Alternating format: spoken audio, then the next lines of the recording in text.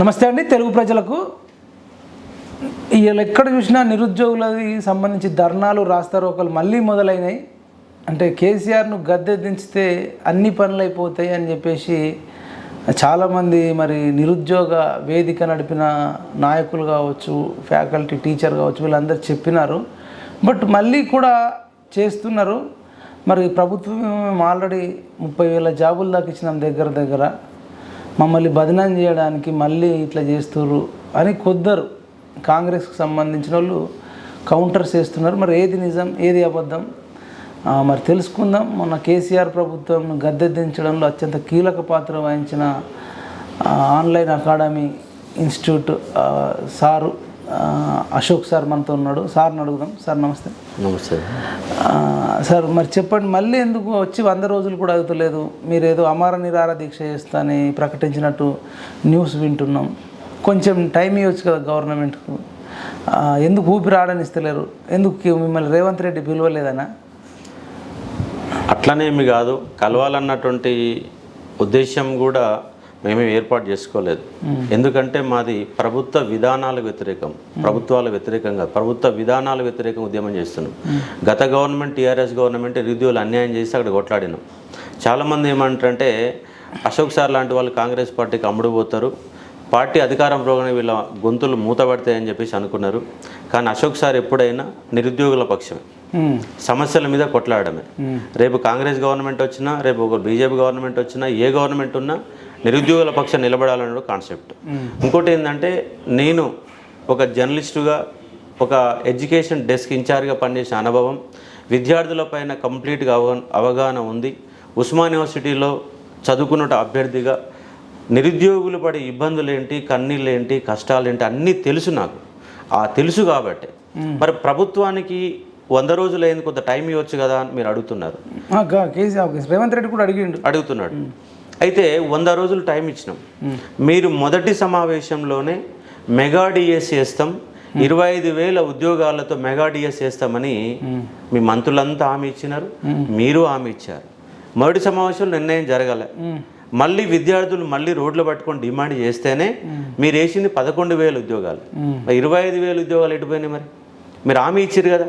మరి ఏమి తెలుసుకోకుండా, విద్యా వ్యవస్థ పైన అవగాహన లేకుండా మీరు హామీలు ఇచ్చి ఇవాళ 11,000తో పోస్టులు వేసి ఎవరిని మోసం చేయాలి? మరి వీళ్ళు అధికారంలోకి వచ్చినప్పుడు మొత్తం లంకె బిందెలు ఉంటాయని వచ్చినాం, ఖాళీ బిందెలు ఉన్నాయి. అందుకనే ఒక్కొక్కటి సర్దుకుంటూ పోతున్నాం. బాగా కష్టాల సంసారం ఉంది. 24 గంటలు పనిచేస్తున్నాం. మీరు కూడా అర్థం చేసుకోవాలి కదా, మీరు ఆల్రెడీ చదువుకున్న వాళ్ళు కదా అని చెప్తున్నారు వాళ్ళు. ఇప్పుడు నేను కూడా అంటున్నాను, మీరు ఒక ఎడ్యుకేటెడ్, హిస్టరీ చెప్పగలుగుతారు, మీకు ఎకానమీ తెలుసు, మనకు ఎంత బడ్జెట్ ఉందో తెలుసు. మరి ఇప్పుడు వాళ్ళు ఇచ్చిన 6 గ్యారంటీస్ గురించి మీకు తెలుసు. మరి జాబ్స్ కూడా అంటే ఎక్కడికి వెళ్దామంటారు మరి డబ్బులు? మరి 2 లక్షల ఉద్యోగాలు మరి ఎక్కడికి వెళ్ళి తెస్తామని హామీ ఇచ్చారు. మీరు 2 లక్షల ఉద్యోగాలు ఇస్తామని హామీ ఇచ్చారు. ఎప్పటిలోగా? 5 ఏళ్లలో కాదు, సంవత్సరంలోగా 2 లక్షల ఉద్యోగాలు నింపుతా అన్నారు. మీరు ఇప్పటి వరకు కొత్త నోటిఫికేషన్ రాలే. మీరు ఇచ్చిన ఉద్యోగాలు, మీరు లెక్క చెప్పే 30,000 ఉద్యోగాలు గత గవర్నమెంట్ ఇచ్చిన ఉద్యోగాలు. సరే, గత గవర్నమెంట్ ఇచ్చిన ఉద్యోగాలన్నా పూర్తి స్థాయిలో నింపుతున్నారా? గత గవర్నమెంట్ ఇచ్చిన జీవోలు సాకులు చూపించి పోస్టు మిగిల్చుకుంటున్నారు. ఇవాళ గురుకులాలు ఉన్నాయండి, గురుకులాలలో 9,210 ఉద్యోగాలు ఎవరిచ్చారు? గత గవర్నమెంట్ ఇచ్చింది. గత గవర్నమెంట్ పరీక్ష పెట్టింది. మీరేం చేస్తారు? కేవలం నింపాల. ఆ నింపేది కూడా 9,210 ఉద్యోగాలు సక్రమంగా నింపితే అయిపోద్ది కదా. నింపకుండా ఎగ్జామ్లే వాడు దరిద్రుగా ఒకేసారి అన్నిటికీ, డిఎల్కు, జేఎల్కు, పీజీటీకి 3 ఎగ్జామ్లు ఒకటే పరీక్ష పెట్టండి. జిఎస్ అదే ఉంటుంది, పెడగాగా అదే ఉంటుంది. అందరు వచ్చినోనికే 4 ఉద్యోగాలు వచ్చినాయి. మరి 4 ఉద్యోగాలు వచ్చినప్పుడు మీ రిక్రూట్మెంట్ ప్రాసెస్ అనేది చేంజ్ చేయాలి. ఏం చేంజ్ చేయాలా? ఫస్ట్ డిఎల్ వాళ్ళు పిలవాలి. వాళ్ళని ఒక వారం రోజుల పాటు వాళ్ళ ప్రక్రియ క్లోజ్ చేసిన తర్వాత వాళ్ళ ప్రాసెస్ అయిపోతుంది. అయిపోయినాక వాడు జైలుకు రాడు కదా. డిఎల్ వచ్చినప్పుడు జైలుకి అయితే రాడు కదా. వాళ్ళ ప్రాసెస్ అయిపోయినాక జైలు నింపాలి. జైలు ఒక 1 రోజులు టైం తీసుకొని అది తర్వాత పీజీటీ నింపాలి. పీజీటీ నింపినాక టీజీటీ నింపాలి. అంటే కొంత గ్యాప్ ఇచ్చి 1 నెల రోజులలో పోస్టులు నింపేసి అయిపోయేది కదా. మీ ఎందుకు ఏం తొందర వచ్చింది? వారం రోజులల్లో ఆగం చేసి ఇంటర్వ్యూలు ఆగం పెట్టి, డెమో ఆగం పెట్టి, మళ్ళా 3,000కు పైన పోస్టులు మిగిలిస్తున్నారు. ఎవరిని మోసం చేయడానికి ఇదంతా? మరి ఇప్పుడు ఆల్రెడీ 3,000 మిగిలిస్తారు. 3,000 మిగిలినాయి ఆల్రెడీ. ఇప్పుడు 6,000 అయితే ఇచ్చారు కదా, దానికి అప్రిషియేట్ చేయొచ్చా? ఉన్న వీళ్ళు ఇచ్చింది కాదు కదా ఫస్ట్ సమస్య. వీళ్ళు ఒక్క ఉద్యోగం ఇవ్వట్లేదు కదా. పాత గవర్నమెంట్ ఇచ్చిన పత్రాలు ఇచ్చారు. ఆ పత్రాలు కూడా చక్కగా ఇవ్వకపోతే ఎట్లా? కాదు మరి మీ ఫ్రెండ్ అంటే మీకు ఇప్పుడు ఈ గవర్నమెంట్ ఏమన్నది 2 లక్షల ఉద్యోగాలు ఇస్తామన్నది. అంటే మీరు 9,210 ఉద్యోగాలు పోను, మళ్ళీ ఒక 10,000 ఇవ్వాలి మీరు గురుకులాలు. మీకు శాతం అయితే మీరు యాజ్ దట్ హామీ ఇచ్చిన ప్రకారం ఏంటంటే ఇంకో 10,000 ఉద్యోగాలు ఉన్న ఉద్యోగాలు మిగిల్చుకుంటారు కదా. మిగిల్చుకొని మళ్ళీ చేస్తారా? అవును సార్. ఇప్పుడు మీరు 40-50 నియోజకవర్గాల్లో తిరిగినాం. మీకు బల్మూరు వెంకట్ కూడా మన ఓయూ ఆర్ట్స్ కాలేజ్ ఇక్కడ మాట్లాడినప్పుడు మీరు పిలిపించారు. అశోక్ సార్ కూడా నాకు గురువు లాంటి అన్నట్టు మాట్లాడినట్టు నాకు వినబడ్డది. అవును. మరి నేను ఎన్ఎస్యు స్టేట్ ప్రెసిడెంట్, ఎమ్మెల్సీ అయ్యిండు అతి చిన్న వయసులో భారతదేశంలో. మీకు కూతవేటి దూరంలో ఉంటాడు, లేదంటే మీరు ఫోన్ చేస్తే మాత్రం రెస్పాండ్ అవుతాడు. మరి ఈ చిన్న విషయం మీరిద్దరు కలిసి రేవంత్ రెడ్డి గారి దగ్గరికి సీఎం తటికి పోతే అది పెద్ద లెక్క కాదు కదా. ఈ ఛానల్లో వచ్చి అమర్ నిరాహార దీక్ష చేస్తా, లేకపోతే అది ప్రకటించడం ఇది ప్రకటించడం అవసరమా? ఇప్పుడు చేసిరాళ్ళు. ఇప్పుడు ఆ ప్రయత్నం కూడా జరిగింది. ముఖ్యమంత్రి దాకా తీసుకుపోయినాం, సీఎస్ దాకా తీసుకుపోయినాం. వాళ్ళు ఏమంటున్నారు? అది ఒక 6A ఒక జియో అడ్డం ఉంది. మరి జియోల పేరు చెప్పడానికి మీరు కావాలన్నా? ఆ జియోల పేరు చెప్తే గత గవర్నమెంట్ సరిపోద్ది కదా. అంటే వాళ్ళు గతంలో ఉన్న కూడా అట్లనే నింపుకుంటూ వచ్చిర్రా? అంటే ఎట్లా? వాళ్ళు 1998లో సెకండ్ లిస్ట్ అనేది లేకుండా లేకుండా ఒక జియో తీసుకొచ్చారు. 2018లో ఒకే అభ్యర్థికి 4 ఉద్యోగాలు వస్తే రీలింక్వేజ్ ఆప్షన్ కనుక ఇస్తే మిగతా 3 ఉద్యోగాలు వేరే వాళ్ళకి ఇవ్వచ్చు. అది రీలింక్వేజ్ ఆప్షన్ అనేది 2018 తొలగించారు కాబట్టి లేదు. మీ పాత జియోల ప్రకారమే నింపుతాం అంటున్నారు. అంటే మీరు ఒక అంశానికి అర్థం చేసుకోవాలి ఏంటంటే నోటిఫికేషన్ వచ్చినప్పుడు ఎట్లా ఉండే గత ప్రభుత్వం కేసీఆర్ ప్రభుత్వం ఎట్లా? ఇప్పుడు వీళ్ళు రీలింక్వేజ్ అనే పంచాయతీ కాకుండా నేను చెప్పినట్టుగా డిసెండింగ్ ఆర్డర్లో డిఎల్ తర్వాత జేఎల్ తర్వాత పీజీటీ టీజీ నింపితే పోస్టు మిగిలేదు కాదు. ఎక్కడైనా మిగిలితే 200-300 పోస్టులు మిగిలాలి. 3,000 పోస్టులు మిగిలేదండి. 33% 33% ఉద్యోగాలు మిగిల్చాలని దౌర్భాగ్యం ఏంటి అంటే మీకు రిక్రూట్మెంట్ ప్రక్రియ తెలియదు. మల్లయ్య భట్ అనే వ్యక్తికి చైర్మన్గా ఉన్నటువంటి వ్యక్తికి ఆయనకు సోయి లేకుండా పరీక్ష పెట్టిండు. ఎవడన్నా డిఎల్ ఎగ్జామ్ వేరే పెట్టాలా, జేఎల్ ఎగ్జామ్ వేరే పెట్టాలా, పీజీటీ వాడు ఇంటర్మీడియట్ అని చెప్తాడు, జేఎల్ వాడు ఇంటర్మీడియట్ అని చెప్తాడు. అలాంటి మరి జేఎల్ ఎందుకు సపరేట్? జేఎల్ అనేవాడికి పీజీ ఉండాలి, పీజీటీ అనేవాడు పీజీ ఉండాలి. మరి 2 పోస్టులు ఎందుకు ఒకటే పోస్ట్ పెడితే అయిపోద్ది కదా. మరి పెట్టేటప్పుడు ఏమో వేరు పోస్టులలో వేరు నింపేటప్పుడు వాడి సిలబస్ వీడి సిలబస్ వేరే ఉండాలి కదా. కంటెంట్ వేరే ఉంటుంది, పెడగాగ్ వేరే ఉంటుంది, జిఎస్ వేరే ఉంటుంది. అన్ని ఎగ్జామ్లు ఒకటి పెడతావు. మరి అన్ని ఎగ్జామ్లు ఒకటి పెట్టు, ఒక డిఎల్ఏ పెట్టు, ఒక డిఎల్ ఎగ్జామ్ అని పెట్టు. మళ్ళీ పీజీటీ జేఎల్ అని నోటిఫికేషన్ ఎందుకు ఇస్తావు? నోటిఫికేషన్ ఒకటే జేఎల్ నోటిఫికేషన్ ఇచ్చేసి పీజీటీ పోస్టులు అసలు క్యాన్సిల్ చేసి పడేసే. మరి ఏమో ఉద్యోగాలు వేరు చూపిస్తావు, వేరు ఫీజులు కట్టుకుంటావు, ఒక పరీక్ష పెడతావు. ఒక పరీక్ష పెట్టినప్పుడు అన్ని పేపర్లు ఉన్నప్పుడు ఒకే అభ్యర్థికి మెరిట్ మార్కులు వస్తాయి కదా. ఇప్పుడు 4 పరీక్ష 4 జాబ్లకు ఒకటే పరీక్షనా? 3 పరీక్షలకి డిగ్రీ కాల్ లెక్చరర్కి, జూనియర్ కాల్ లెక్చరర్కి, పీజీటీకి 3టికి జనరల్ స్టడీస్ సేమ్, పీజీటీకి జూనియర్ లెక్చరర్కి పెడగావి పేపర్ సేమ్. అంటే 3 పేపర్లు ఉంటే 2 పేపర్లు సేమ్ పెట్టిండు, ఒకటే పేపర్ చేంజ్, అది కూడా కంటెంటే. అలాంటప్పుడు ఏమైందంటే ఒకే అభ్యర్థికి 3 ఉద్యోగాలు వచ్చినాయి, 4 ఉద్యోగాలు వచ్చినాయి. ఇప్పుడు 4 ఉద్యోగాలు వచ్చిన వ్యక్తి 4 ఉద్యోగాలు ఇస్తారా? వాడికి ఒకటే ఉద్యోగం ఇస్తారా? ఒకటే ఇస్తారు. మరి మిగతా 3 ఉద్యోగాలు ఏం చేస్తావు? తర్వాత వాడు ఉద్యోగం వచ్చిన తర్వాత 1 మార్కుతో 2 మార్కుల తేడాతో 1:2 పిలిచినావు దానికి, ఇంటర్వ్యూకి 1:2 పిలిచినావు, ఒకడు పోయిండు, మిగతా 3,000 పోస్టులు 1:2 నోటికి ఇస్తే నష్టం ఏంటి? మీరు జియోలో అటని చెప్తున్నారు. జియోలు మార్చు, గత గవర్నమెంట్లో అయితే మార్చినాయి కదా. రీలింక్వేజ్ ఆప్షన్ రద్దు చేస్తూ వాళ్ళు జియో తీసుకొచ్చారు, మీరు అమలు చేస్తూ జియో ఇవ్వండి. ఇది కేసీఆర్ తీసుకొచ్చినటువంటి దౌర్భాగ్యమే. తీసుకొచ్చి దాన్ని మార్చాలి కదా. మార్చితే ఎందుకు మార్చాలా? ఈ ప్రభుత్వాన్ని ఎవరు గద్దె మీద కూర్చోబెట్టారు? నిరుద్యోగులు గద్దె. మరి నిరుద్యోగుల కోసం మీరు ఏం పని చేయకుంటే మీ ప్రభుత్వం మాకెందుకు? యాజ్ ఇట్ ఈస్ గా మీరు అమలు చేస్తే ఎందుకంటారు? ఎందుకు మరి మీరు ఎందుకు మరి అదే టీఆర్ఎస్ కోటేస్తాం కదా. మరి కేసీఆర్ ఎందుకు తెచ్చిండు మరి ఈ జీవో? నాకు అర్థం కాలే. అంటే వాళ్ళు తెచ్చిన ఉద్దేశం ఏంటంటే సెకండ్ లిస్ట్ ఇచ్చేస్తే అధికారులు అవినీతికి పాల్పడతారు, విద్యార్థులు కూడా తర్వాత లిస్ట్ ఉన్న కాడ నేను ఎగ్జిట్ అవుతున్నా, నాకు పైసలు ఇస్తే నేను ఎగ్జిట్ అవుతా అని చెప్పేసి అవినీతికి పాల్పడతారని ఒక చట్టం తీసుకొచ్చారు.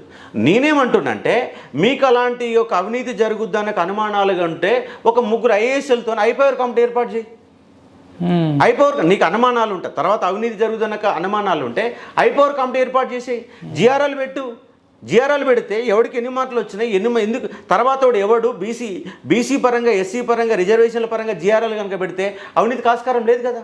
నువ్వు జిఆర్ఎల్ పెట్టకపోతే, డిసెండింగ్ ఆర్డర్ నింపకపోతే, వచ్చినోడికి 4 ఉద్యోగాలు ఇస్తే 3,000 పైన ఉద్యోగాలు మిగిల్చుకుంటేవి. ఇదేం పద్ధతి? మీరు రిజల్ట్ ఇవ్వక ముందు కలవలేదా సార్? మాట్లాడినా ప్రతి విద్యార్థి కూడా కొట్లాడుతూనే ఉన్నాడు. ఫస్ట్ వాళ్ళు పీజీ టెట్లు ఇస్తావు, ఇవ్వాల్సిన డిఎల్ కదా, నువ్వు పీజీ టెట్ ఇస్తావు కూడా కొట్లాడిరు. అయినా కూడా నిరుద్యోగులు అనేవాళ్ళు 1 మంత్ తిరుగుతున్నారు, నెల రోజులుగా తిరుగుతున్నారు. అయినా కూడా వాళ్ళ బాధ పట్టించుకోవట్లేరు. నాకు రోజు 100 ఫోన్లు, నాదొక కాల్ సెంటర్ అయిపోయింది. ఎవరికి బాధ వచ్చినా నాకు ఫోన్ కొడుతున్నారు. ఆ బాధ తట్టుకోలేక, వాళ్ళ బాధ చూడలేక ఈ సమస్యలన్నిటిపైన ప్రభుత్వానికి ఒక ప్రెషర్ పెంచాలా, ప్రభుత్వం దృష్టికి వీళ్ళ సీరియస్నెస్ ఏందో తెలియాలా.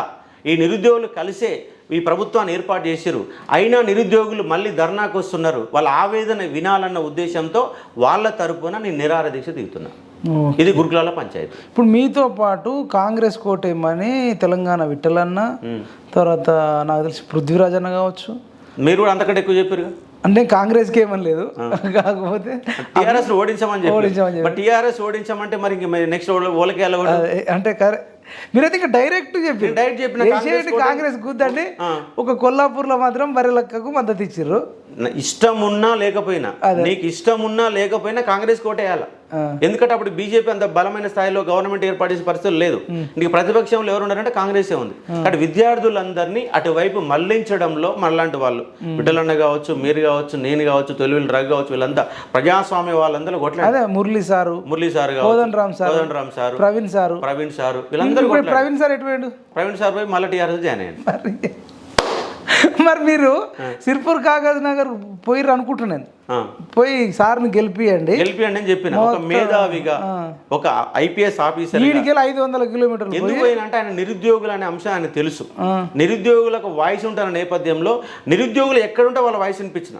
బరిలెక్క ఒక చిన్న అమ్మాయి, ఆమె సబ్జెక్టు మీద ఉన్న మేరకు ఆమె ప్రయత్నం చేసిన నిరుద్యోగిత అనే అంశమే.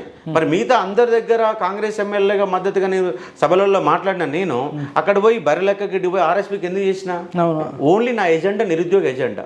ఇవాళ కూడా నిరుద్యోగ ఎజెండా, ప్రభుత్వాలు కాదు. అశోక్ సార్ ఏమన్నట్టు అధికారం రాగానే అశోక్ సార్ కూడా గొంతు కూడా మూగబోతుంది, ఈయన కూడా కాంగ్రెస్ పార్టీకి అమ్ముడుపోతా అని చెప్పారు. కానీ నేను అమ్ముడు పోతే నా గొంతు నేను కోసుకున్నట్టే లెక్క కాదు. మీరే రెచ్చగొడుతురు అని ఒక వర్గం అంటారు, అమ్ముడు పోరు అని తెలుసు. ఒకవేళ మీకు పిలిచి నామినేటెడ్ పోస్ట్ ఇచ్చినా అప్పుడు కూడా నిరుద్యోగుల కోసం వస్తారు. కానీ ఇప్పుడు మీరే 100 రోజులలో సారే లేనిపోని అన్ని బోర్డు మీద రాకి చెప్పి స్టూడెంట్లను పిలిపించుకొని చేపిస్తున్నారు. ఆల్రెడీ గురుకుల ఇప్పుడు నోటిఫికేషన్ మీరు ఉద్యోగాలు ఇస్తున్నారు కదా. గురుకుల ఉద్యోగాలు మొదలు పెట్టక ముందు 4 రోజుల కంటే ముందు మేము గొడవ చేయలే కదా. నిరుద్యోగులు అనేవాళ్ళు గురుకుల అభ్యర్థులకు అన్యాయం జరుగుతున్నాయిగా మాట్లాడింది. జియో నెంబర్ 46 గత ప్రభుత్వంలో ఉంది. ఈ ప్రభుత్వం వచ్చినాక కూడా జియో నెంబర్ 46 గురించి మాట్లాడినా కదా. అవును సార్. ఇప్పుడు అది సమస్య ఉంటే అశోక్ సార్ మాట్లాడతాడు. అది ప్రభుత్వం, అది 100 రోజుల ప్రభుత్వమా, 4 రోజుల ప్రభుత్వమా, అది ఆ 10 ఏళ్ల ప్రభుత్వం కాదు. సమస్య ఉంటే అది నిరుద్యోగ సమస్య అయితే అది ఏ గవర్నమెంట్ అయినా వాళ్ళ పక్షాన్ని నిలబడాల్సిందే. వాయిస్ ఎవడు వినపడాలి, ఎవరు వినిపించాలి చెప్పండి. అవును, మీరు ఒక్కరే ఉన్నారా? మరి ఇప్పుడు ప్రవీణ్ సార్ ఫోన్ చేసిరా? మీరు ఇంత ఇష్యూ చేసిన ప్రవీణ్ సార్కి 3 సార్లు ఫోన్ చేసిన, మీరు రీలిక్విషన్ మాట్లాడండి, మీరు ఒక చైర్మన్గా, దానికి ట్రిబ్ యొక్క చైర్మన్గా మాట్లాడండి, మీ వాయిస్కు బలం ఎక్కువ ఉంటుంది. ఒకరోజు అవసరమైతే ఆ ట్రిబ్ యొక్క కార్యాలయం ముందు ధర్నా కూర్చోండి కూడా నేను ఫోన్ చేసి చెప్పిన. నేను అవును, ఆయన ట్వీట్ చేస్తే రిప్లై ఇచ్చినారు, రిప్లై అమలు చేస్తలేరు. మంచి సలహా అది ఇది అని మంచి అమలు చేయాలి కదా. మరి ఈయననేమో అమలు చేయలే, ఈయన అమలు చేస్తలేడని అలిగి బీఆర్ఎస్కి పోయిందంటారా లేకపోతే ఇంకేదన్నా? సరే, మరి ఆయన ఈక్వేషన్స్ ఎట్లా ఉన్నాయో మరి ఆయన అంటే ఆ కాంశీరామ్ ఏం చెప్పిండంటే, నేను నా లక్ష్యాన్ని చేరుకోవడమే ముఖ్యం. అది గాడిదనా, గుర్రమా, లేదంటే ఏదైనా కావచ్చు. కాబట్టి ఇలా టీఆర్ఎస్ అనే గాడిద ఆయనకు దొరికింది. ఆయన గాడిద మీద ఎక్కి ముందుకు పోతున్నాడు. ఆయన లక్ష్యం ఏంటంటున్నాడు? నా లక్ష్యాన్ని నేను చేరుకోవడం ముఖ్యం అంటున్నాడు. లక్ష్యం ఏంది మరి అంటే? ఒక పార్లమెంటుల్లో లేదా ఒక చట్టసభలలో ఒక బడుగు బలహీన వర్గాల తరపున వాయిస్ వినిపిస్తా, నాకు ఏ పార్టీ అనేది కాదు ముఖ్యము, నేను ముందుకు పోవడం ముఖ్యం అని చెప్పేసి ఆయన వాదనలు ఆయన చెప్తున్నాడు. కానీ నేనేమంటున్నంటే, మీరు టీఆర్ఎస్ గవర్నమెంట్ని గత 4-5 సంవత్సరాల పాటు మీరు తిట్టి దొరల పాటని, దొంగల పాటని, బుజువా పాట అని చెప్పేసేటువంటి మీరు వాళ్ళతో కలవడం మాత్రం మాత్రం కూడా మేము ఒప్పుకోవడం లేదు. ఒక ప్రజాస్వామ్యవాదిగా నేను మాత్రం అంటే కాదు. సార్ చెప్పింది తప్ప మరి అప్పుడు అంటే వాళ్ళని దోపిడీ వాళ్ళని అంతే కదా మరి, అంటే భూములు కబ్జాలు చేసిరని, అంతే అయితే కదా. గ్రూప్ 1 పేపర్ అమ్ముకుంది కేటీఆర్, వాళ్ళ ఫ్యామిలీ ఇన్వాల్వ్ ఉందని, అంటే ఇవన్నీ ధర్నా కూడా చేసింది కదా, 14 పేపర్లు అని చెప్పేసి చెప్పింది కదా. ఇవన్నీ ఆయన మాఫీ అయిపోతాయి ఇప్పుడు. ఇప్పుడు మరి వాళ్ళు నిజాయితీ పరులు అయినట్టు, వాళ్ళు నిజాయితీ పరులు అవుతారు ఇప్పుడు.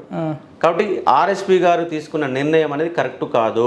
నేనేమంటున్నా, ఎందుకంటే మాలాంటి వాళ్ళు, మీరు పార్లమెంటులో ఎంపీగా అదే బీఎస్పీ పార్టీ తరఫున పోటీ చేస్తామంటే నాలాంటి వాళ్ళు మీకు ఊరూరు తిరిగి వచ్చి ప్రచారం చేస్తారు. మీరు వెళ్తుంటారు బీఎస్పీ నుంచి? కంపల్సరీ వెళ్తాను. ఆయన బీఎస్పీలో ఉండి అదే ప్రజాస్వామ్యంగా ఉంటే నేను కంపల్సరీ ఆయన గెలుపు కోసం నేను ప్రయత్నం చేస్తాను. మన పోలేదా?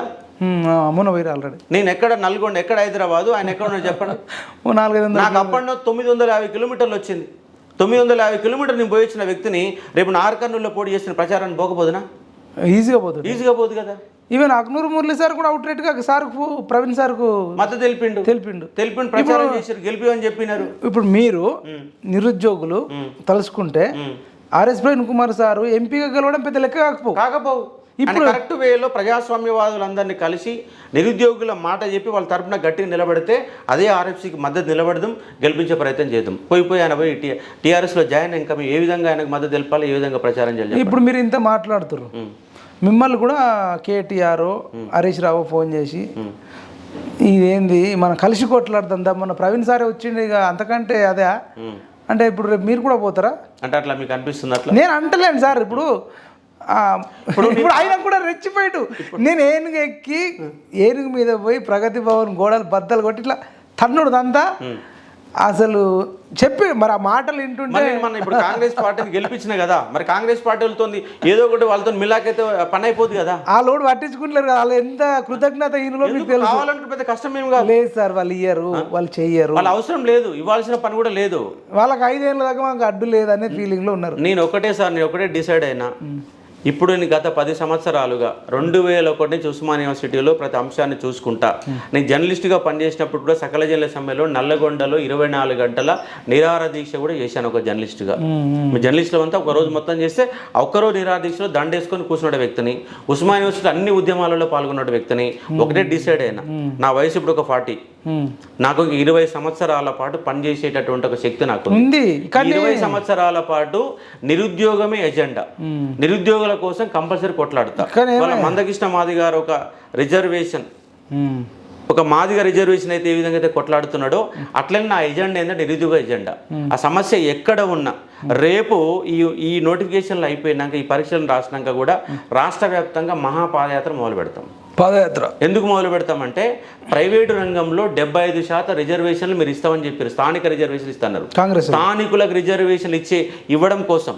ఎందుకంటే మీరు ఇచ్చిన ఉద్యోగాలు 2 లక్షలు ప్రకటించింది, మరి అవి నింపరో మాకు అనుమానాలు వస్తున్నాయి. ఎందుకంటే ఇప్పుడు గ్రూప్ 2లో నువ్వు ఇచ్చిన పోస్టులతోనే నువ్వు నోటిఫికేషన్ ఇచ్చినావు.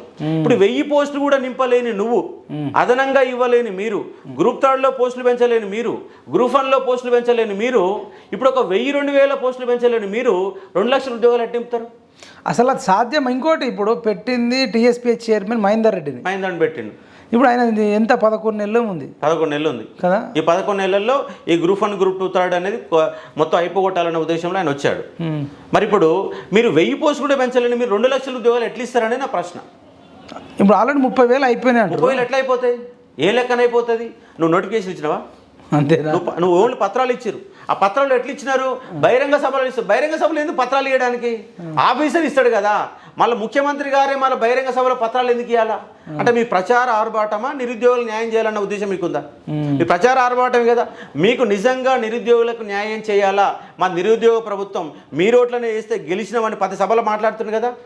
అదే నిజమైతే ఇవాళ గురుకులాలలో మిగిలిపోయిన 3,000 ఉద్యోగాలకు ఎమ్మటే ఉద్యోగాలు ఇవ్వండి. రోడ్లు పట్టుకొని తిరుగుతున్న జీవో నెంబర్ 46 బాధితులకు ఉద్యోగాలు ఇవ్వండి. వాళ్ళకి ఎట్లా ఇవ్వాలి సార్, మీరు చెప్పండి సొల్యూషన్. ప్రభుత్వం ఇవ్వాలనుకుంటే అన్నం పెట్టాలనుకుంటే చివరి బంతిలో కూర్చుని కూడా అన్నం పెడుతుంది. మార్గాలు ఉంటాయి. చాలా మార్గాలు అన్వేషించడానికి శాతం అయితే లేదు. ఏం లాయర్ లేరా మీకు? ప్రభుత్వం మొత్తం లాయర్ లేరా? మరి ఏమీ లేకుండా మీరు ఎందుకు హామీ ఇచ్చారు? ఫస్ట్ మరి ఆమె ఎందుకు ఇచ్చిన? ఫస్ట్ ఓట్ల కోసమే ఇచ్చారు. మరి ఓట్లు గెలిపించుకురు కదా, అధికారులు ఉన్నారు కదా.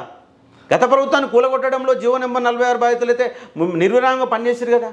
బస్సులలో తిరిగిరు కదా, రోడ్ల మట్టి తిరిగిరు కదా. నాకు తెలిసి విద్యార్థులు కష్టపడ్డంతా ఈ ఎమ్మెల్యేలు కష్టపడలే, కాంగ్రెస్ పార్టీలు కష్టపడలే. ఒక రేవంత్ రెడ్డి కాంగ్రెస్ పార్టీని ఏ విధంగా అయితే గెలిపించాలని ఆయన కష్టపడ్డాడో ప్రతి నిరుద్యోగి అంతే కష్టపడ్డాడు. ప్రతి నిరుద్యోగం అంత కష్టపడ్డాడు. కాకపోతే మీరు ఒక పీసీసీ అధ్యక్షుడు కాబట్టి హోదాలో మీరు సభలలో మాట్లాడవచ్చు. కానీ ప్రతి ఊర్లో, ఒక ఇల్లులో, ప్రతి మాస్ కమ్యూనికేషన్ మెయింటైన్ చేయడంలో ఒక వాట్సాప్, ఒక ఇన్స్టాగ్రామ్, ఒక యూట్యూబ్ ఛానళ్ళలో ఎంతమంది పనిచేసారు? ఒక యుద్ధంలాగా పనిచేశారు. ఒక పార్టీని ఓడించడం కోసం నిరుద్యోగులంతా కన్నా ఇబ్బందులు పడ్డారు. అలాంటి నిరుద్యోగులకి న్యాయం చేసే ప్రయత్నం చేస్తలేరు. అవును, ఇప్పుడు మీరు చేసిందంతా రేవంత్ రెడ్డి ఖాతాలోకి పోయింది. సీఎం అయ్యిండు, నేనే చేసిన అంటే హైకమాండ్కి చెప్పుకున్నాడు.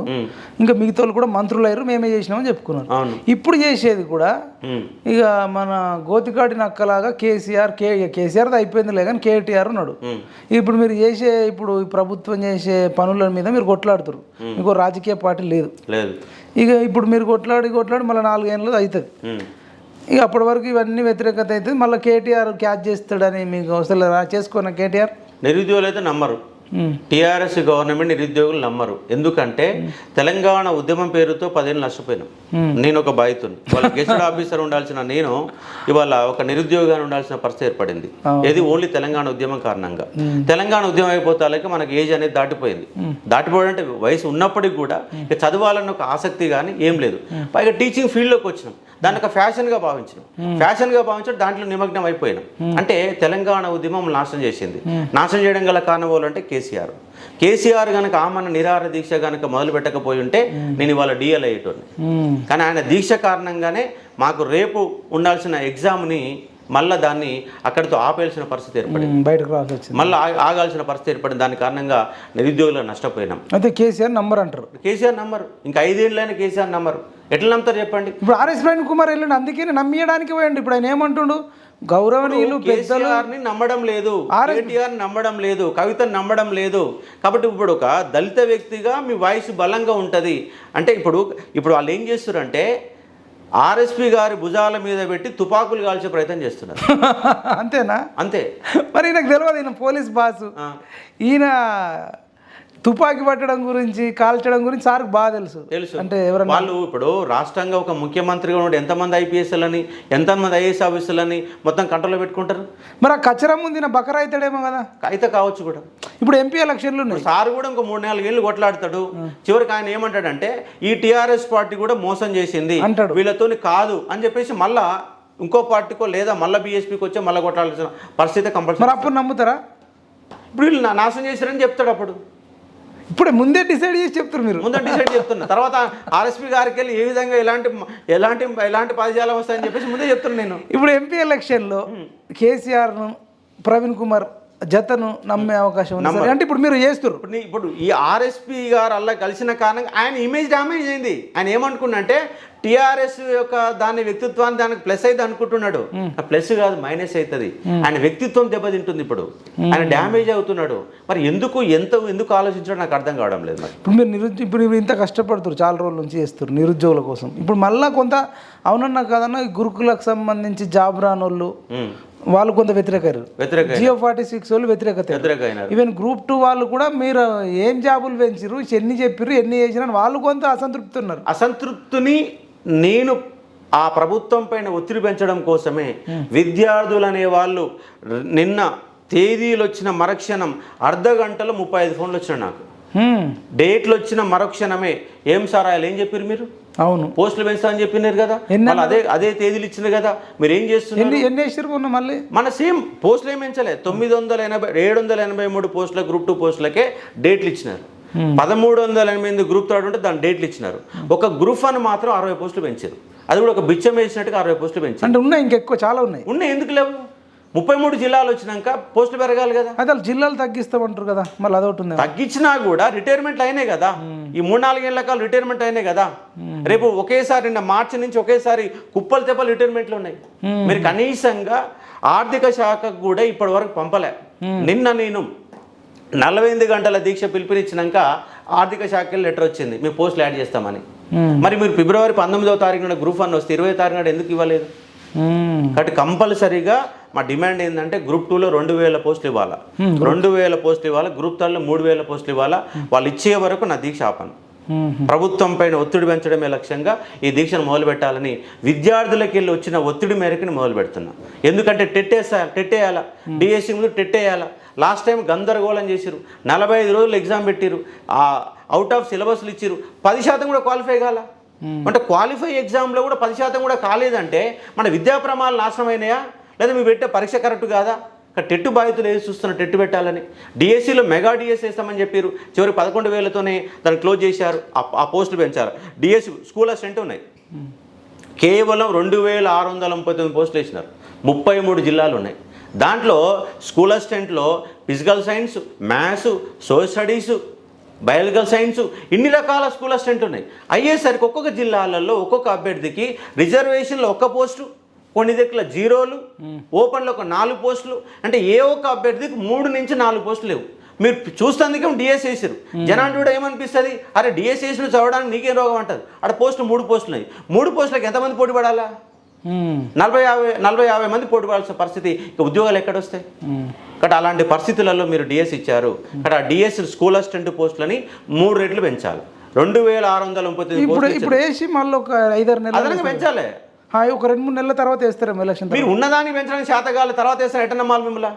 అందు ఎంపీ ఎలక్షన్ తర్వాత ఏదో ఎంపీ ఎన్నికలు ఉన్నది కాబట్టి విద్యార్థులను కూల్ చేయడం కోసం ఆ మాత్రం నోటిఫికేషన్లు ఇచ్చారు. ఎంపీ ఎన్నికలు అయిపోయిన మరుక్షణం వాళ్ళు మా మాట వినరు. 2 లక్షల ఉద్యోగాలు వేస్తామని చెప్పారు. మరి ఇప్పటిదాకా మీ ఇయర్ క్యాలెండర్ ఎందుకు ఇలా? ఇయర్ క్యాలెండర్ ఇస్తామని చెప్పారు, నిరుద్యోగ భృతి కూడా ఇవ్వలే. నిరుద్యోగ భృతి అసలు ఒకటే తెల్లారే మాట మార్చి పడేసినారు. మీ దాంట్లో మేనిఫెస్టోలో ఉంది నిరుద్యోగ భృతి ఇస్తామని, తెల్లారే బట్టి విక్రమ మళ్ళీ మాట మార్చారు. అది ఎవరితో వల్ల కాదు సార్. ఇంకోటి అది కాకపోయినా 5 లక్షలు ఇస్తాని యువతకు, అంటే విద్యార్థులకు 5 లక్షల కార్డు ఒకటి ఇస్తాం, ఇచ్చేసి మీరు ఖర్చు పెట్టుకోవచ్చు, ఇన్స్టిట్యూషన్లో ఫీజులు కట్టుకోవచ్చు, బుక్స్ కొనుక్కోవచ్చు, హాస్టల్ ఫీజు. అది ఇస్తారంట. మీరు చెప్పండి, నేను మిమ్మల్ని క్వశ్చన్ అడుగుతాను. మరి ఇవ్వకపోతే ఇయ్యరు. నిరుద్యోగ భృతి ఇవ్వలేదు. 5 లక్షలు రావు, 10 లక్షలు, 7 లక్షలు రావు. వాళ్ళు కేవలం ప్రజలని మభ్యపెట్టే విధంగా పథకాలని, ఉచిత హామీలు ఎక్కువ ఇచ్చినారు. కనీసం నిరుద్యోగుల గురించి పట్టించుకోండి. గత గవర్నమెంట్ ఏమందంటే మాది వ్యవసాయ ప్రభుత్వం అని చెప్పింది, అగ్రికల్చర్ సెక్టర్కి ఇంపార్టెన్స్ ఇచ్చింది. మీ గవర్నమెంట్ మిమ్మల్ని వేదిక మీద కూర్చోబెట్టినాం, మా నిరుద్యోగుల ఎజెండాగా మీరు పనిచేయండి. హైదరాబాద్లో ఎన్నో వందలాది కంపెనీలు ఉన్నాయి, ఆ కంపెనీలో తెలంగాణ బిడ్డలకు ఉద్యోగాలు ఇప్పియండి. సరే, మీకు నమ్మకం ఉందా సార్ వీళ్ళు చేస్తారా? లేకనే ఇవాళ ఆమరణ నిరాహార దీక్ష చేస్తున్నా నేను. మరి రేపు పోలీసులు వచ్చి గుంజుకపోతారు. గుంజుకపోని గత గవర్నమెంట్ గుంజుకపోయింది, మరి ఈ గవర్నమెంట్ గుంజుకోపోతే గత గవర్నమెంట్ ఈ గవర్నమెంట్ కూడా తేడా ఏంటి? అది కూడా విద్యార్థులు గమనించాలి కదా. మరి ఇప్పుడు పూర్తి వ్యతిరేకత అవుతుంది కాంగ్రెస్ ఎంపీ ఎన్నికల్లో మీరు ఇట్లా చేస్తే. మేము ప్రెషర్ బిల్డప్ చేస్తాం. ఒకవేళ వాళ్ళు ప్రెషర్ బిల్డప్తో పాటు ప్రభుత్వం మీద వ్యతిరేకత కూడా స్టార్ట్ చేస్తూ, ఒకవేళ మేము డిమాండ్ చేసినాం, పోస్టులు పెంచిరు అనుకో, పెంచితే ఏమవుతుంది? ఓహో, గవర్నమెంట్ అనేది విద్యార్థుల పక్షాన మాట్లాడుతుంది, విద్యార్థులు చెప్తే వింటుంది అన్న ఒక వాయిస్ అయితే వెళ్తుంది కదా. మీరు 1000 పోస్టులు ఉన్నాయి, 700 మెంబర్స్ గ్రూప్ 2లో ఉన్నాయి, 2000 పోస్టులు వేసారు అనుకో, గ్రూప్ 2 నిరుద్యోగం ఏమంటాడు? అంటే ప్రభుత్వం అనేది డిమాండ్ చేస్తే నిరుద్యోగుల పక్షాన ఉంటుంది అన్న ఒక మెసేజ్ వెళ్తుంది కదా. సరే, వినరు అనుకోండి సార్. వినకపోతే వాళ్ళ కర్మ. మీరు కాంగ్రెస్ కోటేమని చెప్పిన వాళ్ళు కాంగ్రెస్ ఓడించి అని చెప్తారా? చెప్పాల్సి వస్తుంది మరి. రేపు పెంచకపోతే చెప్పాల్సి వస్తుంది మరి. పెంచకపోతే ఓడించారు. ఎందుకంటే గతంలో చెప్పినా కదా, టీఆర్ఎస్ ఓడించమని చెప్పినాం. మరి అప్పుడు ఏ పార్టీకి ప్లస్ అవుతుంది? ఆర్ఎస్ ప్రవీణ్ కుమార్ కు, కేసీఆర్, బీజేపీ ప్లస్ అవుతుంది. వీళ్ళనైతే నంబర్ అంటే వీళ్ళు number. RS Praveen Kumar sir చెప్పిన నంబరా? నంబర్, ఎందుకంటే ఆయన టీఆర్ఎస్లో జాయిన్ అయ్యింది కదా. టీఆర్ఎస్లో జాయిన్ కాకపోతే ఆర్ఎస్పీకి ఓటేమని చెప్పేటోళ్ళం మేము. నిరుద్యోగులంతా కలిసి నిరుద్యోగుల గురించి అసలు ఇప్పుడు ఇక్కడ నిరుద్యోగ అంతా కూడా అకౌంట్లోకి వెళ్ళిపోతుండే, ఎందుకంటే మనకు సపరేట్ పార్టీ లేదు కాబట్టి. ఇప్పుడు బీఎస్పీ అనేది ఆయన ఒక మేధావి, నిరుద్యోగుల గురించి తెలిసిన వ్యక్తి, చదువుకున్న వ్యక్తి. మీ నిరుద్యోగులు అంతా అటు షిఫ్ట్ అవుతుంది కదా. 100% షిఫ్ట్ అయిపో. ఇప్పుడు ఒక్కటే రోజు మీరు ఆయన ఎంపీ కళ్ళు మూసుకొని ఎంపయ్యేది. ఇప్పుడు ఆయన పార్టీ పెట్టగానే ఎమ్మటే అధికారంలో రాలి కదా, కొంత టైం పడుతుంది కదా. ఒక 5 ఏళ్ళు అంతగానో తిరిగినా మరి నిరుద్యోగుల పక్షం నిలబడి ఉద్యోగాలు ఇప్పియండి, నిరాహార దీక్షలు చేయండి, నిరాహార దీక్షలు చేయండి. ఒక 10 రోజులు కూర్చోండి. ఎందుకు ప్రభుత్వాలు దిగిరావు? తెలంగాణ బిడ్డలకు హైదరాబాద్ ఉద్యోగాలు ఇస్తలేరు, ఏమని కొట్లాడండి. ఎందుకు రావు ప్రభుత్వాలు దిగిరావు? నిరుద్యోగులందరూ ఏకం చేయండి. 30 లక్షల మంది ఉన్నారు, 1 లక్ష మందితో నిరుద్యోగ సభ పెట్టండి. ఎందుకు ప్రభుత్వాలు దిగిరావు? ఇప్పుడు మీరు దీక్షకు రేపు పిలుస్తున్నారా? 100% పిలుస్తాం. మరి పిలిస్తే నేను వస్తున్నా కదా, మరి నాకు ఓటేరు అంటాడు, చెప్తాం. అప్పుడు మీరు సందిగ్ధంలో మీరు ఇరుక్కపోతారు, అటు కాకుండా ఇటు కాకుండా. నిరుద్యోగుల గురించి మరి ఆయన ఏం మాట్లాడతాడు, ఎంత ఆశ్చర్యిస్తారనేది చూస్తాం. మరి ఇప్పుడు కేసీఆర్ కావాల్సింది ఆర్ఎస్ ప్రవీణ్ గారు ఏం మాట్లాడతారని కాదు, మాకు గ్రూప్ 2లో పోస్టులు పెరగాల, గ్రూప్ 3లో పోస్టులు పెరగాల, గురుకులాలలో మీద మిగిలిపోయిన 3,000 మందికి ఉద్యోగాలు ఇవ్వాలా, టెట్ నోటిఫికేషన్ రావాలి. మీరు ఏది అడుగుతుంది ఇవ్వాలి ఇవ్వాలా. మరి మీరే సీఎం అయిపోతుంది కదా. ఎందుకు ఇయ్యారు అంటున్నా, మీరు హామీలు ఇచ్చారు కదా. ఆమె ఎన్నికలప్పుడు ఇప్పుడు కేసీఆర్ ఏమన్నాడు, ఇది చెప్పినావు కదా అది చెప్పారు కదా అంటే, అవును తెలంగాణ రావడం కోసం చెప్పినాం, దళితుని సీఎం చేస్తున్నావు కదా అంటే అందుకనే పక్కన పెట్టినాం. అందుకనే పక్కన పెట్టు, నువ్వు ఇయ్యకలేకపోతున్నాయి కదా. నీ అహంభావాన్ని, నీ అహంకారాన్ని, నిరుద్యోగుల పట్ల నీకున్న ఒక చులకన భావాన్ని గుర్తించిన నిరుద్యోగులతో కొట్లాడారు కదా. నీకు 3 నెలలు అయింది. 3 నెలల కాలంలో గ్రూప్ 2లో 783 ఉన్నాయి, 2,000 పోస్ట్ చేయాలి. గ్రూప్ 3లో 1,388 పోస్టులు ఉన్నాయి, అవి 3,000 పోస్ట్ చేయాలి. 2 కలిపి 5,000 పోస్టులు నింపండి. గ్రూప్ 1లో 60 పోస్టులు పెంచి 60 కాదు ఇంకా 200 యాడ్ చేయండి. 750 పోస్టులతో మీరు ఇట్లా చెప్పుకుంటూ పోతున్నారు. మరి వాళ్ళు డబ్బులు ఏడుకెళ్దామంటారు. మరి 2 లక్షల ఉద్యోగాలు ఇప్పుడు ఇచ్చిన తర్వాత ఇప్పుడు 2,000 ఉద్యోగాలు పెంచలేని నువ్వు 2 లక్షల ఉద్యోగాలు ఎటు నింపుతావు? 2,000 ఉద్యోగాలు పైసలు లేకపోతే 2 లక్షల ఉద్యోగాలు ఏం చేస్తాయి? నింపడు. ఏం చేస్తారు మీరు? నింపకపోతే నిరుద్యోగులంతా ఏం చేస్తారు? ఎంపీ ఎన్నికలు ఏం చేస్తారు? నేను చెప్తున్నా సార్, రాసుకోండి. ఆయన సంవత్సరంలో అయితే 2 లక్షలు నింపడు. ఇంకా ఆల్రెడీ 30,000 ఇచ్చినంటే అవి కాదు మైనస్ అంటారు. అవును. అంటే వాళ్ళు ఇంకేమనుకుంటారు తెలుసా, 30,000 ఇచ్చినాం, ఓ 20-30 ఇచ్చి 60-70 అయినాయని కనీసం అట్లా చెప్పుకోవడానికి ఉందామంటే అది కూడా మీరు వచ్చి అది ఇయ్యలేరు, 0 అని చెప్తారు. అవును, 0నే చెప్తాను నేను. మరి ఇట్లయితే ఎంపీ ఎన్నికల్లో ఆయన ఏమంటుండు, 14 సీట్లు గెలుస్తాం. 14 కాదు 6 సీట్లు కూడా వెళ్ళారు. ఓడగొడతారా? నిరుద్యోగులు గనక పెట్టుకున్నాడు మీరు ఏం చెయ్యలేరు. ఆయన ఇంకొక మాట కూడా ఏమన్నాడు, ఎవరు అన్నారు నేను వింటున్నా, అసలు యూట్యూబ్ ఆయన అంటుండు, బ్రోకర్ పని చేసుకో, యూట్యూబ్ ఛానల్ పెట్టుకో, ఏమవుతుంది అని కేటీఆర్ని అంటుండు. నాకు కూడా ఏమనిపించింది అంటే, అసలు ఆయన దృష్టిలో యూట్యూబ్ ఛానల్ అంటే లెక్కనే లేదన్నట్టు. నిజానికి ఆయన యూట్యూబ్ ఛానల్ అన్కండిషనల్గా పనిచేసినాయి. మెయిన్ మీడియా అసలు ఆయన గెలిపించింది యూట్యూబర్స్, మెయిన్ మీడియా కాదు యూట్యూబర్స్ గెలిపించిన ఆయన్ని. యూట్యూబర్స్ ప్రచారం. అశోక మీది ఒక ఛానల్ ఉంది, ఛానల్ ద్వారా చేసిర్రు. బర్రెలక్క ఛానల్ పెట్టుకుంది, బర్రెలక్క అది పాపం వెళ్ళిపోయింది. అవును. మన తొలి వెలుగు రగన్నది, కాలోజీ టీవీ అన్నది. క్యూ న్యూస్ అయితే ఆయన కాంగ్రెస్ అనుకో, ఆయన డైరెక్ట్ కాంగ్రెస్. సరే ఆయన పక్కన పెడితే ఇంకా OK TV, GSR TV, Vahini TV, X-ray TV, Telugu popular TV, legend TV అసలు నిలబడ్డాయి కదా. మీకు ఒకటి చెప్పన్నా, మీరు రాసుకోండి. మీరు రేపు అమర నిరాహార దీక్ష చేస్తారు. నేను కన్క్లూడింగ్ ముందు చెప్తున్నా, ప్రాణాలకు తెగించి మిమ్మల్ని లిఫ్ట్ చేసి జైల్లో పడేసారు. ఆ గ్రూప్ 2 కోసం ధర్నా చేస్తారు. అసలు మీ ఫ్యామిలీని గజగజ వణికిచ్చారు. ఆ బక్కా జడ్సన్ అన్నను కూడా ఎన్నోసార్లు హౌస్ అరెస్ట్ చేసిరు. ఆయన ఇప్పటికీ ఇంకా తిరుగుతూనే ఉన్నాడు. అడ్వకేట్ శరత్ కుమార్ సార్ కూడా మా అందరికి ఆర్థికంగా సపోర్ట్ చేసిండు, లీగల్గా సపోర్ట్ చేసిండు. ఓ 10-20 లక్షలు పెట్టుకొని రథం చేసుకొని ఓ డింగాన్ చేసిండు. సార్ కూడా ఖాళీ ఉన్నాడు ఇప్పుడు. అదే సార్ కూడా ఇట్లా రగిలిపోతుండు. పృథ్వీరాజ్ అన్న తిరిగిండు, అగ్నూర్ మురళి సార్ తిరిగిండు, పాషం యాదగిరి అన్న తిరిగిండు, ఇన్న తిరిగిండు కదా. అసలు ఇప్పుడు నేను చెప్తున్న పేర్లు ఇంకా వైనాల రమేష్ అని, తర్వాత ఇంకా మా దాంట్లో నరేష్ అని సింగరు, డప్పిస్టు, వీళ్ళంతా మా కెమెరామెన్లు, ఎడిటర్లు, వీళ్ళంతా ఇట్లా ఓవరాల్ ఒక 70-80 మంది పనిచేసినాం కదా. కనీసం జనరల్గా మనకు ఎవడైనా సాయం చేస్తే ఇంటికి కృతజ్ఞత, కనీసం లేనోడు ఏం చేస్తాడు, మంచినీళ్ళు ఇచ్చి థ్యాంక్స్ నాన్న అన్న మీరు మంచి సాయం చేసిరంటారు. ప్రాణాలకు తెగించి సీఎం జాబు ఇస్తే అంటే అందులో మెజారిటీ 50% పాత్ర ఉంటాయి అందరిది. ఎవరికి మంచినీళ్ళు ఇయ్యలే, ఫోన్ చేసి థ్యాంక్స్ చెప్పలే, ఎవరితోని ఒక మీటింగ్ పెట్టలే. అంటే నీకు సాయం చేసినోడనే ఇప్పుడు బాహుబలిలో కట్టప్ప ఎందుకు పొడిచిండు అన్నది పెద్ద అది. ఇప్పుడు రేవంత్ రెడ్డి కూడా ఈ స్టోరీలో కట్టప్ప అయినా ఇప్పుడు మన అందరం బాహుబలిలో చచ్చిపోయిన వాళ్ళం అవుతున్నాం. మరి మన అమరేంద్ర అంటే వీళ్ళకే ఎందుకు ఇదంతా చెప్తున్నా అంటే వీళ్ళకే చేయలేనోడు నిరుద్యోగుల పట్ల ప్రేమ ఉంటుందని మీరు అనుకుంటురా? చేయకపోతే నెక్స్ట్ చేయండి సార్. మీరు నేనే చెప్తాను, రాసుకోండి. రేపు స్థానిక ప్రభుత్వాలు కూడా ఎన్నికలు వస్తాయి. ఇప్పుడు ఎంపీ ఎన్నికలు చెప్పండి. ఎంపీ ఎన్నికలు వస్తాయి చెప్పండి, మీరు చెప్పండి. రేవంత్ రెడ్డిని ఓడించండి అని చెప్తారా? కంపల్సరీ చెప్తా. మీకు ఉందా అంత? రేపు పోస్టులు కనుక పెంచకపోతే, రేపు గ్రూప్ 1లో, గ్రూప్ 2లో, గ్రూప్ 3లో పోస్టులు పెంచకపోతే, మరి ఇప్పుడు అభ్యర్థులకు న్యాయం జరగకపోతే, మరి జియో నెంబర్ అదే మొత్తం అన్ని అంశాలు మెగా డిఎస్సి అన్నిటి మీదనే నిరాదీక్ష చేస్తున్నా. ఇప్పుడు నిరుద్యోగులు అయితే ఏ సమస్యలు ఉన్నా అన్నిటి మీద నేను కొట్లాడుతున్నా. మీరు రేపు అమర నిరదీక్ష రోజు వాళ్ళు రాకపోతే వచ్చే పార్లమెంట్ ఎన్నికల్లో కాంగ్రెస్ను రేవంత్ రెడ్డిని ఓడించండి అని మీరు చెప్తారా? రేపు చెప్పబోతున్నారా? లేకపోతే రేపు నా నిరాహార దీక్ష అయినాక వాళ్ళు కనుక స్పందించకపోతే, వాళ్ళు కనీసంగా నిరుద్యోగులను కూడా పట్టించుకోకపోతే నా వయసు మారుతుంది. అంతేనా? కంపల్సరీ మారుతుంది. ఎందుకు మారుతుంటే పోయినసారి వాళ్ళకు అన్కండిషనల్ గా మద్దతు తెలిపి. అవును, మీ కాదు మీ సొంతంగా మీరు 10 లక్షలు ఖర్చు పెడతారు. మన మిత్రుడు ఇంద్ర ఒకసారి మనోడు కూడా చూపెట్టండి. ఇప్పుడు మీరు నాకు 10,000 ఇచ్చి మైపాలు చెయ్యు అని చెప్పారు, ఇంకా చాలా మందికి హెల్ప్ చేసారు. వీళ్ళంతా బస్సు యాత్రలో బస్సులు మొత్తం కట్టుకొని తిరిగి ఊరు వాడ తిరిగి మొత్తము వాళ్ళంతా ఓట్లు వేయించినారు. చివరికి ఏమైంది? ఇప్పుడు కనీసం నిరుద్యోగులతో మీటింగ్ కూడా లేదు. రామోజీరావుతో మీటింగు ఏంటది? ఆ రామోజీరావు తిరిగిండా?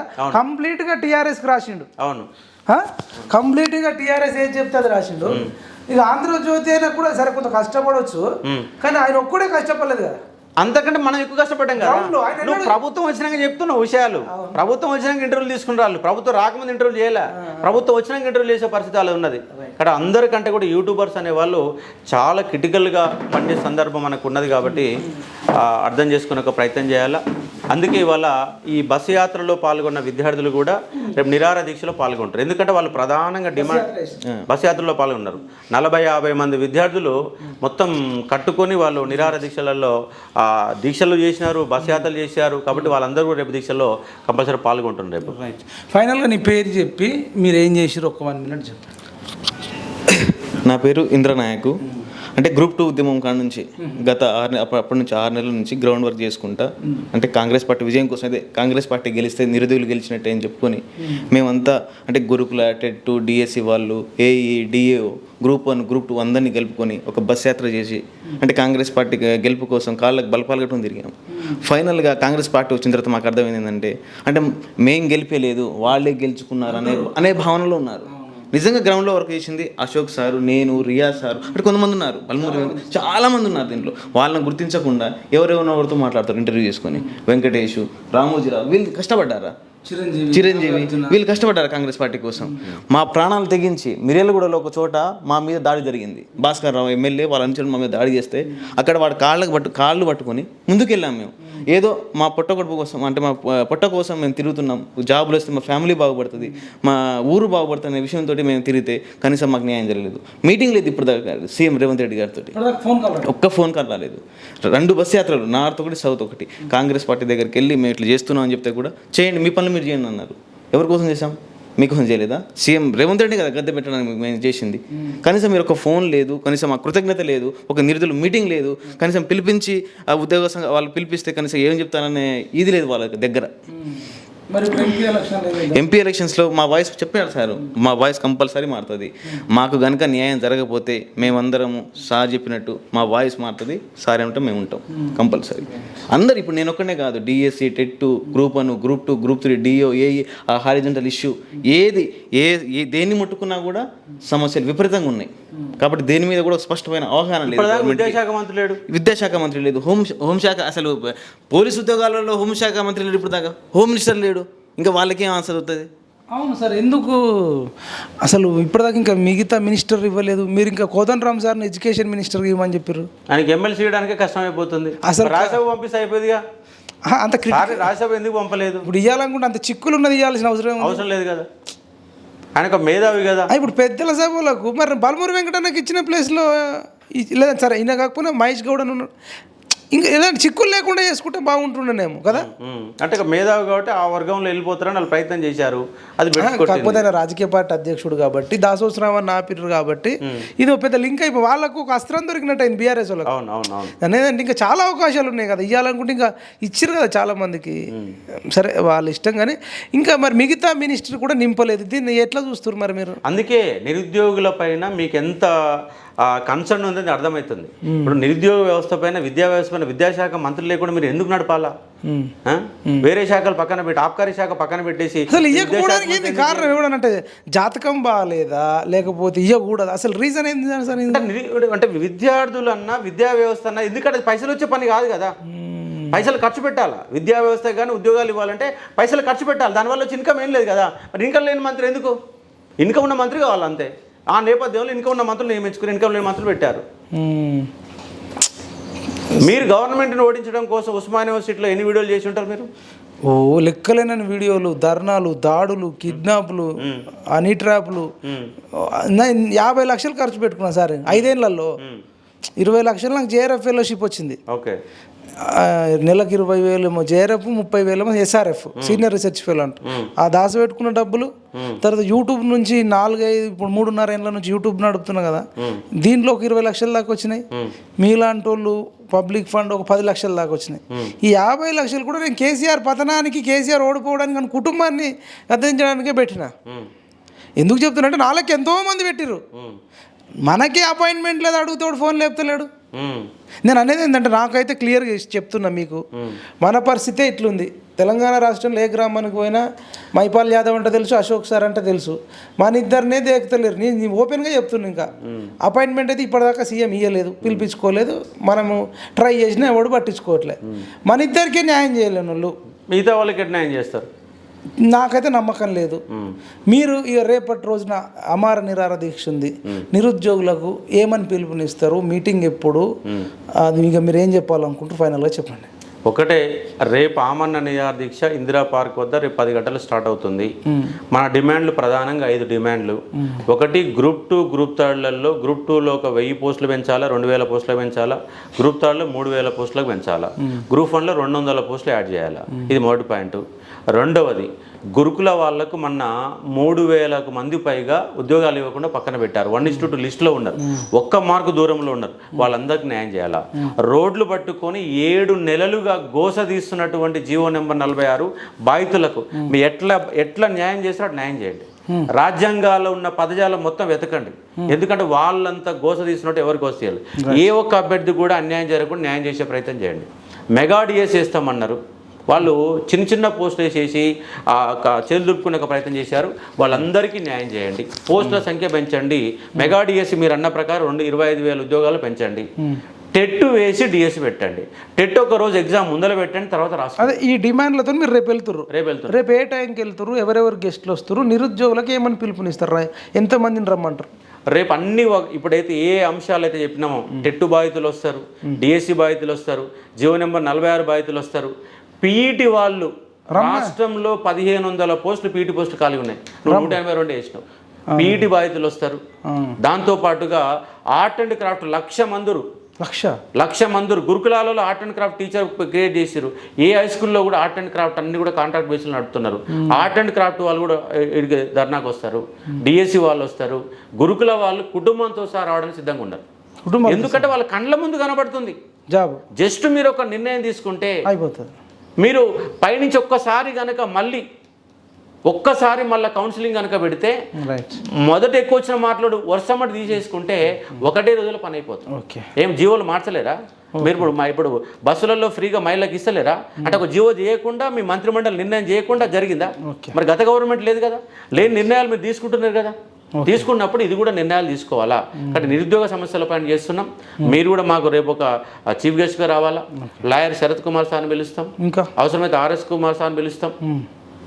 అలాగే జర్నలిస్టు మన తొలి వెలుగు రగనను పిలుస్తాం. ప్రజాస్వామ్యవాదులు అయితే ఎవరు ఉన్నారో వాళ్ళందరూ కూడా కన్సల్ట్ చేసి నిరుద్యోగ నాయకులు ఎవరైతే ఉన్నారో వాళ్ళందరినీ కూడా పిలుస్తాం. పిలిచి మా బాధని చెప్తాం. అంటే ఇక్కడ ప్రభుత్వం మీద యుద్ధం అనేది ప్రకటిస్తున్నాం. ఎందుకు ప్రకటిస్తున్నాం అంటే న్యాయం చేయడం ప్రకటిస్తున్నాం. న్యాయం చేస్తే మా యుద్ధం ఉండదు కదా. కాబట్టి మా ప్రెజర్ని అంటే మా బాధను అర్థం చేసుకోండి. వినతిపత్రం రూపంలో, రిక్వెస్ట్ రూపంలో, నిరాహార దీక్ష రూపంలో మేము తెలియజేయడం, మా బాధను తెలపడం కోసం, నిరుద్యోగుల బాధను తెలపడం కోసం. నాకు తెలిసి మరి ఇక్కడ అధికారులు మిస్గైడ్ చేస్తున్నారా?